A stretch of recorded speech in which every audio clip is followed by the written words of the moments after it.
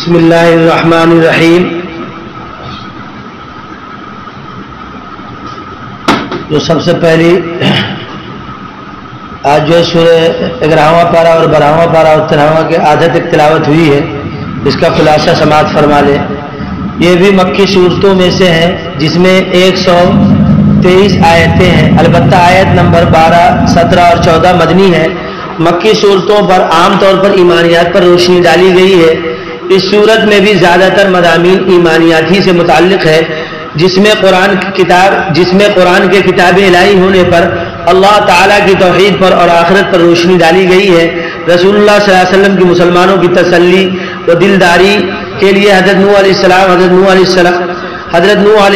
حضرت صالح علیہ السلام، حضرت لوط علیہ السلام، حضرت شعیب علیہ السلام اور حضرت موسیٰ علیہ السلام اور فرعون کے واقعات ذکر کیے گئے ہیں. انہی واقعات میں ایک حضرت ہود اور ان کی قوم عاد کا بھی ذکر آیا ہے. آیت نمبر 50 تا 60 میں ان کی سرکشی کی روایت پیش کی گئی ہے.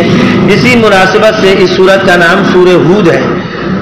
یہ سورہ ہود کا خلاصہ سماعت فرما رہے ہیں. رسول اللہ صلی اللہ علیہ وسلم نے ارشاد فرمایا، ہود واقع مرسلات عما یسالون اور اذا الشمس کورت نے مجھے بوڑھا کر دیا ہے.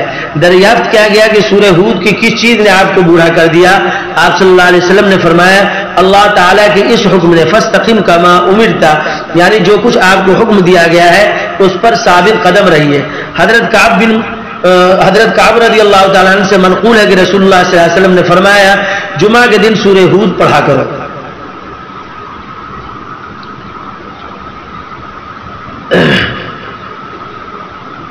اس کے بعد جو ہے یہ بھی مکی صورتوں ہیں. یہ بھی مکی صورت ہے اور 109 آیت پر مشتمل ہے. اس صورت میں یہ بات وعدے کی گئی ہے کہ ہر امت میں رسول کا بھیجنا تاکہ وہ اللہ تعالیٰ کے احکام سے واقف ہو جائے. سنت الہی رہی ہے.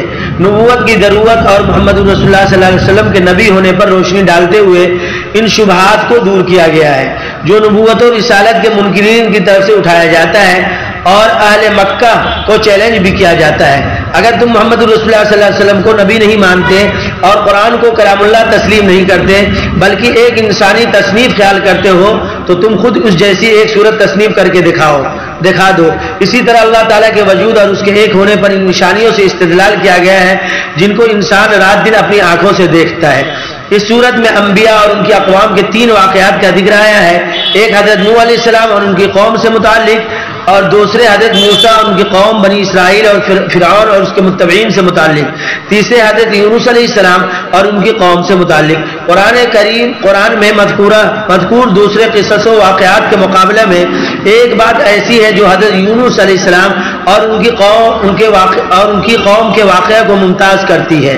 اور یہ ایک ہی قوم یونس کے علاوہ جن لوگوں پر اللہ کا عذاب نازل ہوا ان قوموں کو قبل از وقت توبہ کی توفیق نہیں ہوئی اور اس طرح وہ اللہ کے عذاب سے دوچار ہوئے.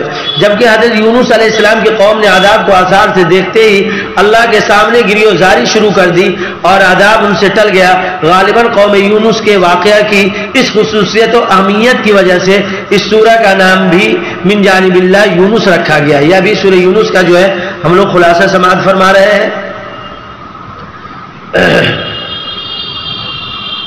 اس کے بعد جو ہے ہم جو تلاوت کی ہے سورہ یوسف. یہ مکہ مکرمہ میں نازل ہونے والی صورتوں میں سے ہے جو 111 آیتوں پر مشتمل ہے. اور اہم بات یہ ہے کہ یہ پوری صورت ایک ساتھ نازل ہوئی ہے.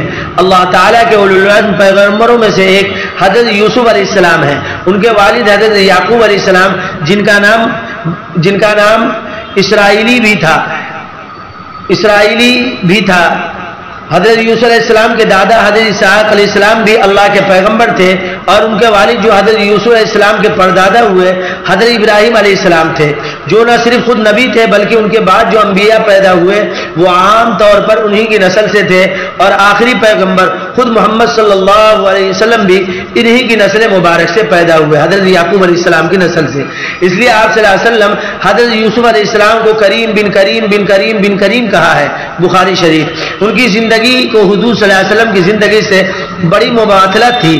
دونوں ہی کی ابتدائی دور صبر و آزمائش، تکلیف و مشقت اور مغلوبیت کا تھا. بھی جو قرآن کی تلاوت ہوئی ہے آپ لوگ سنے ہوں گے، یوسف علیہ السلام کو جو جیل میں ڈال دیا گیا اور جو ہے پھر جو ہے بہت مشقت میں رہے اور دیکھیے جب آدمی گناہوں سے بچنا چاہتا ہے نا اور اس پر ایک دم ثابت قدم ہو جاتا ہے کہ ہم کو گناہ نہیں کرنا ہے تو اللہ کی مدد آتی ہے. دیکھیے زلیخا جو ہے 7 کمروں کے اندر لے گئی اور وہ اپنے بھگوان کو چھپا رہی تھی, رب کو چھپا رہی تھی. حضرت یوسف علیہ السلام نے کہا یہ کس چیز کو چھپا رہی ہو تم؟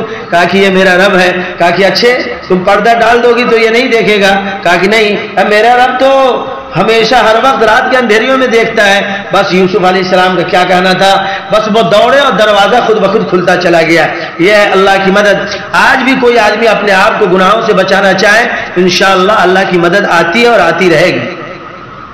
مغروبیت کا دور تھا, دونوں ہی اپنے قریبی رشتہ داروں کے بعد بغض و حسد اور عداوت و دشمنی کا نشانہ بنے اور دونوں ہی بالآخر ایسے غالب و فاتح ہوئے کہ مخالفین کی گردنیں ان کے سامنے جھک گئی.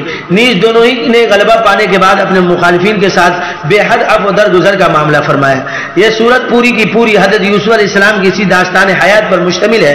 عام طور پر قرآن مجید میں کسی پیغمبر یا قوم کے واقعات اس طرح آئے ہیں کہ مختلف مقامات پر واقعات کا مختلف حصہ ذکر کیا گیا ہے, لیکن حضرت یوسف علیہ السلام کا ذکر تو سورہ یوسف کے علاوہ اور صورتوں سورہ انعام, سورہ غافر میں بھی آیا ہے. لیکن ان سے متعلق تمام واقعات اسی سورہ میں یکجا ذکر کیے گئے ہیں جس میں قدم قدم پر عبرت و موعظت کے لال و گوہر بکھرے ہوئے ہیں. چونکہ یہ پوری صورت حضرت یوسف علیہ السلام کے واقعے پر مشتمل ہے اس لیے انہی کے نام سے اس کو موسوم کیا گیا, یعنی سورہ یوسف کے نام سے.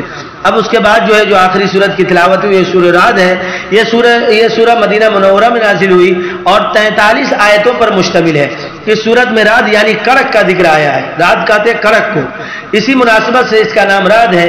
اس سورت میں اللہ تعالیٰ کے وجود, اللہ کی وحدانیت, دوبارہ زندہ کیے جانے اور جزا اور سزا یعنی جو بدلہ اور جو ہے جو کیے اس کی جو سزا جانے کو ثابت کیا گیا ہے. فرشتوں کے وجود کا ذکر آیا ہے. مثالوں کے ذریعے حق و باطل, توحید و شرک کو سمجھایا گیا ہے. یہ بات بتائی گئی ہے کہ پیغمبر بھی انسان ہی ہوتے ہیں اور انسانی ضروریات و عوارض ان کو بھی پیش آتے ہیں. غرض یہ صورت مدنی ہے لیکن اس میں مکی صورتوں کی طرح زیادہ تر گفتگو عقائد اور ایمانیات پر ہے. اللہ ہم سب کو عمل صالح کی توفیق سے نوازے.